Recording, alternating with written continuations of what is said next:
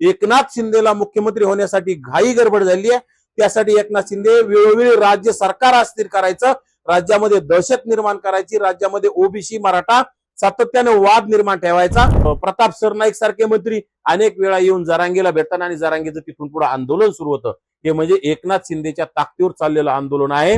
खरं तर 30 मेला उपोषणाची घोषणा करणं आणि कुठतरी आता आजच त्यांनी गेल्या 8 दिवसापासून मराठा समाजाच्या विविध त्यांच्या स्वयंसेवकाच्या माध्यमातून 500-500 हजार लोकांना त्यांनी फोन केले किंवा तिथं पत्रकार परिषद आहे त्या पत्रकार परिषदेला यावं, परंतु आज 1000 लोक आले नाही आणि जरांगीने वल्गना केली की 29 मेला राज्यातील मराठा समाजाने तिथे यावं आणि 3 कोटी मराठी तिथे येतील।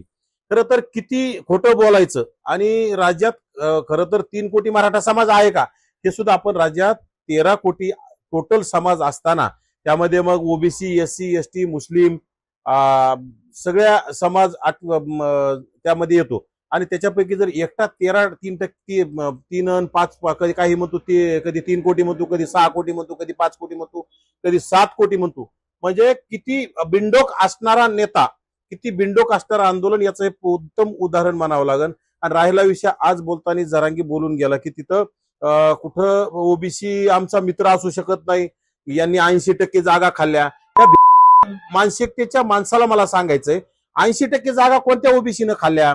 अरे गेल्या अनेक वर्षापासून तुम्हीच आमदार, तुम्हीच खासदार, तुम्हीच मंत्री, तुमचेच मुख्यमंत्री, साखर कारखाने तुमचे, दूध डेऱ्या तुमच्या, बँका तुमच्या आणि पूर्ण राज्याला तुम्ही लुटून खाल्लं आणि तरी सुद्धा तुम्ही आमच्या ओबीसीवर गरळ ओकांडल्याशिवाय राहत नाही आणि पुन्हा ओबीसीनं 80% जागा खाल्ल्या म्हणता।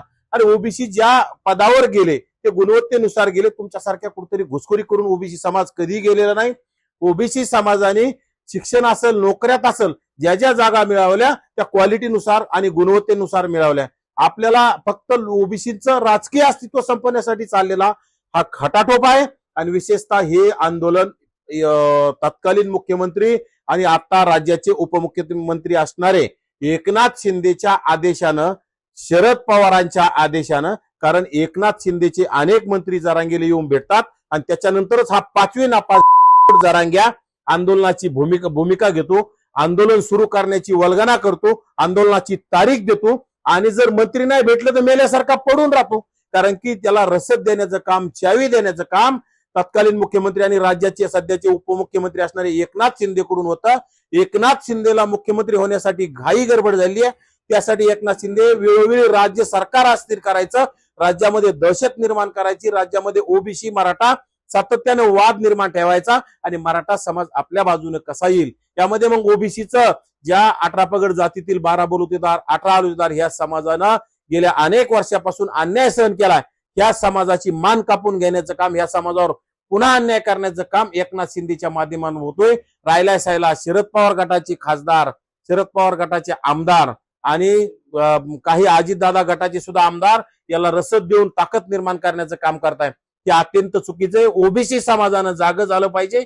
ज्यांनी एकनाथ शिंदे असतील किंवा शरद पवारांचे काही खासदार असतील, शरद पवारांचे आमदार असतील, अजित पवारांचे आमदार खासदार असतील, ह्या लोकांना येणाऱ्या काळात जागा दाखवणं गरजेचं आहे, कारण की सत्तेत जाताना आपली यांना मतं लागतात आणि सत्तेत गेल्याच्या नंतर ओबीसीच्या विरोधात सातत्यानं षडयंत्र करण्याचं काम एकनाथ शिंदे, शरद पवार गटाचे नेते, एकनाथ शिंदेच्या गटाचे मंत्री अनेक तिथे येत आहेत। यामध्ये उदय सामंत असेल, त्यामध्ये शंभूराज देसाई असेल, संदीपान भुमरे असतील, त्यामध्ये प्रताप सरनाईक सारखे मंत्री अनेक वेळा येऊन जरांगेला भेटताना आणि जरांगेचं तिथून पुढे आंदोलन सुरू होतं।